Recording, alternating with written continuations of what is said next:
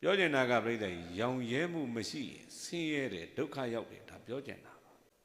လွန်များပြားတဲ့စည်းစိမ်ဥစ္စာတွေကိုစွန့်လွတ်အလွန်ချောမောတဲ့ဇနီးလေးကိုစွန့်လွတ်မြတ်စွာဘုရားရှင်ကိုရောမြတ်ကြီးရည်မှန်းပြီးတော့မှသာသနာပေါင်းဝင်ပြီးတော့သူတော်ကောင်းအယောင်လို့ထင်တဲ့ကောင်းရိပ်ပြီးသာသနာပေါင်းမြတ်စွာဘုရားရှင်ကိုရောမြတ်ကြီးကိုရည်မှန်းပြီးတော့သူထွက်လာခဲ့တဲ့လမ်းမှာဇနီးမောင်နှံ2ယောက်ရှင်မာကတ္တပအတွေးကဒီဇနီးမောင်နှံ2ယောက်သူတော်ကောင်းဝိဇ္ဇုံတွေဝစ်ပြီးတယောက်နဲ့တယောက်မခွဲနိုင်မခွာရဲ့ဖြစ်နေကြတာလို့အများကကဲ့ရဲ့ကြရဲ့အဲ့ဒီလူတွေအကုသိုလ်များတော့မယ်အဲ့ဒါကြောင့်မို့လမ်းနဲ့တွေ့တဲ့အခါဗတ္တကာပိလာနေဟောဒီမှာကွယ်ညီးကြိုက်တဲ့လမ်းကိုရွေးဆိုပြီးလမ်းခွဲဖို့ပြောဗတ္တကာပိလာနေကလည်းပဲဟုတ်ပါတယ်ယဟန်တစ်ပါးအတွက်အမျိုးသမီးဆိုတော့အညစ်ကြေးပါပဲအဲဒါကြောင့်ရှင်တို့ကအရှင်ဘုရားတို့ကလေယောက်ျားဇက်မြင့်မြတ်သူတွေဆိုတော့လက်ရလမ်းကိုလိုက်ပါသူကလက်ဝဲလမ်းကိုလိုက်ပါမယ်လမ်းမခွဲခင်မှာအာရပါရအဲ့ဒါကြာနာနာ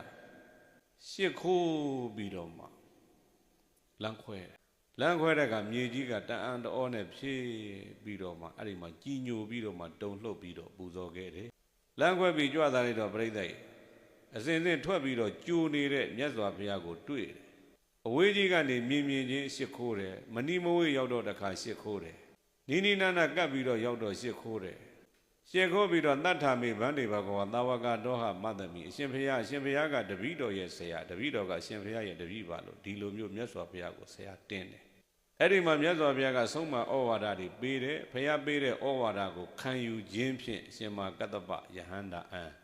ယဟန်ဖြစ်ကိုရခဲ့တယ်သူ့ရှိကတန်ဃာတော်များမြတ်စွာဘုရားဖြစ်ပြီးကသာပိဿဝဂ္ဂီ9ဦးနောက်တကအရှင်ယတ္တနဲ့တငယ်ချင်း54ယောက်အရှင်ယတ္တနဲ့ဆို50ပေါ့အဲ့မှာယဟန္တာပေါင်း60နောက်တကဗဒဝဂ္ဂီညီနောင်3ကျိတ်ဥရဝေလယသိညီနောင်ရှင်းတစ်ထောင်စသည်ဖြင့်ဒီယဟန်တော်များယသာသနာပေါင်းဝင်ကြတဲ့အခါမှာအေဟိဘိက္ခုနဲ့ယဟန်ဖြစ်ကြဒီမှာထူးထူးခြားခြားရှင်မာကတ္တပကြအေဟိဘိက္ခုနဲ့မဟုတ်ဘူးဖျားပေးတဲ့ဩဝါဒကိုခံယူခြင်းဖြင့်သူဟာယဟန်ဖြစ်ကိုရခဲ့တယ်ယဟန်ဖြစ်ရောက်လာတဲ့အခါမြတ်စွာဘုရားရှေ့ကကြွသူကနောက်ကလိုက်လမ်းတစ်ခုရောက်တဲ့အခါမြတ်စွာဘုရားကထိုင်ပြီးတော့ထိုင်ခြင်းနဲ့အမူအရာပြတော့ရှင်မာကတ္တပသူ့ရဲ့သင်္ကန်းလေးခင်းပေးအဲ့ဒီမှာသင်္ကန်းချင်းပြိဿဘာလို့ကြလဲမေးလိုက်တော့လဲကြသင်္ကန်းချင်းလဲတဲ့နေရာမှာလဲမြင်းကလေးလှုပ်ပြီးတော့အဲ့ဒီမှာပူဇော်တော်မူခဲ့ပြန်ပါတယ်သာသနာပေါင်းပြိဿရောက်ရှိလာတဲ့ရှင်မာကတ္တပရာဇကြိုးမှာနေထိုင်ကျင့်သုံးပြီးတော့နေတော့ရှင်မာကတ္တပရဲ့နေထိုင်ပုံတွေကျင့်သုံးပုံတွေပြောဆိုဆက်ဆံပုံတွေဟာဦးဇင်းတို့အခြားသောယဟန်တော်တွေရဲ့စံနမူနာဖြစ်တယ်ဥပမာစွမ်းနဲ့ပတ်သက်လာရင်ရှင်မာကတ္တပကရသမျှနဲ့ရောင်ရဲခြင်းရဲ့ဂုဏ်တွေကိုလည်းပဲရှင်မာကတ္တပကဟောလို့ရှိရောင်ရဲရင်ချမ်းသာတာတန်တုဋ္ဌိပရမန်ဒုက္ခဘုရားဟောတဲ့တရားကိုလက်တွေ့ကြကျင့်သုံးတာရှင်မာကတ္တပဝိသနဘုံမြေလေးတစ်ပုဒ်ကြားဘူးဖတ်ဘူးတယ်ကောင်းလေးတရားအလွန်ချမ်းသာတဲ့တထေးကြီးထံမြေတွေတောင်းတာဖာနေရလှုပ်ရှားစရာမရှိလို့အမြေလေးနှဲငယ်ပေးပါတထေးကြီးကပြောတယ်ဟောဒီမှာကွာဟောဒီမြေတွေငါမြေတွေမျက်စိတစ်လုံးမျက်စိတစ်စုံပဲမင်းပြေးနေသလောက်မင်းယူကွာဒီလိုပြောကောင်လေးကပွားပြီဆိုပြေးလိုက်တာတအားပြေးတဲ့ကပြိဿပေပေါင်း400လောက်ရောက်ပြီဆိုကြပါစို့အဲ့ဒီမှာဖေဖြစ်သူကတော်ငါသားရအဲ့ဒီလောက်ဆိုသားဖတယောက်လုံလောက်ပြီးပြောတယ်မရက်ဘူးရှေ့ဆက်ပြေးရတော့ယူရတာဆိုပြေးနဲ့နောက်ဆုံးဘာဖြစ်တော့မေးလိုက်တော့အမောဆိုပြီးတော့သူသေးရှာတယ်နောက်ဆုံးတော့အဲ့ဒီကလေးဘလောက်ပဲရသွားတယ်လဲမေးလိုက်တော့ပြိဿ6ပေပဲရသွားတယ်ပြောကျင်တာကပြိဿရောင်ရဲမှုမရှိရင်ဆင်းရဲတယ်ဒုက္ခရောက်တယ်ဒါပြောကျင်တာပါအဲကြောင့်ရှင်မာကတ္တပကိုရောမြတ်ကြီးကစွမ်းနဲ့ပတ်သက်လာရင်ရသမျှနဲ့ရောင်ရဲတယ်ဥပမာစွန်းလူတယ်ပေါ့ဒကာဒကမတွေချင်းမြောက်ခြင်းတဲ့အတွက်ဒါကြောင့်စွန်းလူတယ်ဒကာဒကမတွေချမ်းသာပုဂ္ဂိုလ်ပဲသူကအကြည့်တယ်သလုံးတစ်လုံးလှူလာရင်နောက်ထပ်သူတို့စားစရာရှိသလားမရှိသေးရင်တဝက်ချမ်းထားပေးတယ်ပေါ့ဒါမျိုးသူကကျင့်သုံးရောင်ရဲလွယ်တယ်ရောင်ရဲခြင်းရဲ့တရားကိုသူဟောလေရှိတယ်တရက်တော့နူနာယောဂဆွဲနေတဲ့ပုဂ္ဂိုလ်ကြီးစွန့်ငံကြွားနူနာယောဂဇေကြီးကရှင်မာကတ္တပကိုထွက်ပြီးတော့ဆွန်းလောင်းတယ်ဆွန်းလောင်းတဲ့အခါမှာ ယောဂဇေကြီးကစွန့်မဟုတ်ဘူးသူကဘာလို့တလဲမေးတော့ဆင်းရဲတော့ယာကုပဲကြိုတော့ရ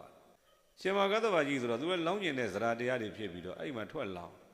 လူနာယောဂကအင်မတန်ပြင်းထန်တော့ပြည်တွေကတရွှဲရွှဲရင်ကောင်းတွေကတယုံယုံဒါမျိုးကြီးတဲ့အဲ့ဒီမှာရှင်မကတ္တဗမဂရိမြတ်ကြီးကိုဆွန်းလောင်းတဲ့အခါသူကဘယ်ဘက်လက်ကသလုံးကိုပွေပြီးညာဘက်လက်ကဇုံးကွက်နဲ့ခတ်ခတ်ထဲလောင်းလိုက်တဲ့အခါမှာရင်ကောင်းကလက်ပေါ်လာနာတော့ရားလို့ဆိုပြီးတော့ပြိဿကြီးအဲ့ဒီမှာဇုံးကွက်ကိုဇလုံးနဲ့ပြန်ထည့်ပြီးရင်ကောင်းပြန်အောင်လက်ကိုခါလိုက်တော့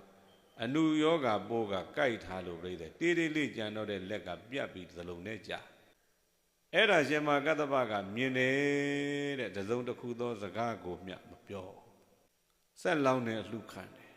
နုနာယောဂဇေကြီးကကြည်ပြီးတော့အော်ငါရဲ့လက်ကြီးရှင်မကတ္တဗသပိတ်ထဲကြာသွားပြီ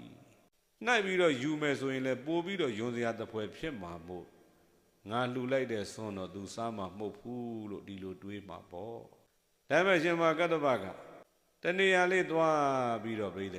ထိုင်ပြီးတော့မှအဲ့ဒီအနုလက်ကလေးကိုဘေးဖယ်ပြီးတော့အဲ့ဒီယာကုကိုဖုံးပေးတယ်ရှင်မကတ္တဗကြီးရဲ့အံ့ဩဝယ်ရတယ်အဲ့ကြောင့်စွမ်းနဲ့ပတ်သက်လာရင်သူကရသမျှရောင်ရဲတယ်ရောင်ရဲခြင်းရဲ့ဂုဏ်တွေကိုလည်းသူကပြောဆိုလေးရှိနောက်တကမသိတဲ့နဲ့ရှာဖွေခြင်းမျိုးကိုရှင်မကတ္တဗမရှာဘူးမရလို့လည်းပဲမတောင်းတဘူးရလို့လည်းပဲမမောပြီးတော့တွေ့တာနေတာမျိုးသူမဖြစ်ဘူးတဲ့ရတဲ့ဟာကိုပညာနဲ့ဆင်ခြင်ပြီးတော့သုံးဆွဲလေးရှိတယ်အဲကြောင့်မြတ်စွာဘုရားရှင်ကိုရောမြတ်ကြီးကချစ်သားတို့စွမ်းသင်္ကန်းကြောင်းစေပစ္စည်း၄ပါးနဲ့ပတ်သက်လာရင်ရှင်မကတ္တဗကိုစံထားကြကွယ်ရှင်မကတ္တဗကိုစံထားကြလို့မြတ်စွာဘုရားကဒီလိုမျိုးပြိဿဟောပါတယ်စွမ်းသင်္ကန်းကြောင်းစေပစ္စည်း၄ပါးလူတွေဆိုရင်တော့စာဝတ်နေရေးပေါ့စွမ်းသင်္ကန်းကြောင်းစေပစ္စည်း၄ပါးရဲ့အပေါ်မှာဆင်ခြင်တတ်မယ်ဆိုရင်ကုသိုလ်တွေတိုးတယ်စွမ်းသင်္ကန်းကြောင်းစေပစ္စည်း၄ပါးပေါ်မှာမဆင်ခြင်တတ်ဘူးဆိုရင်အကုသိုလ်တွေများ